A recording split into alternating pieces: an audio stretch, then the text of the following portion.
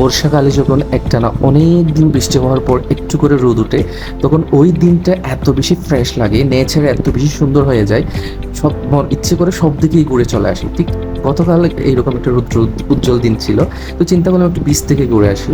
তো যখন বিচে গেলাম, আমি বিচে যাই হচ্ছে বেশিরভাগ শাহিন বিচ অথবা সমিতিপাড়া বিচ। যাওয়ার পরে দেখলাম এই ভাইটা অনেক স্ট্রাগল করতেছে ঢেউয়ের সাথে, জালগুলা করতেছে ছোট ছোট মাছের পোনা ধরার জন্য। তো ওনার থেকে জিজ্ঞেস করে জানতে পারলাম এই লাইফটা তাদের ডেইলি স্ট্রাগল করতে হয়, এই লাইফটা হচ্ছে তাদের ডেইলি লাইফ, মানে এই স্ট্রাগল করে তাদের জীবন চলে। আপনারা দেখতেই পাচ্ছেন এই উত্তাল ঢেউ মাছ ধরতে গিয়েছিল মাছ, এবং এই মাছগুলা এত বেশি ফ্রেশ ছিল।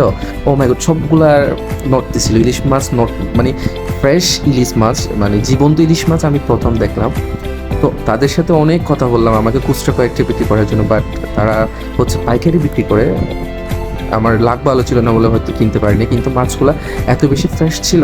ও মাই গড। তো তাদের কাছে কথা বলে জানতে পারলাম এই লাইফটা হচ্ছে তাদের প্রতিনিয়ত ডেইলি লাইফ, এই স্ট্রাগল কিন্তু তাদের প্রতিনিয়ত করতে হয়।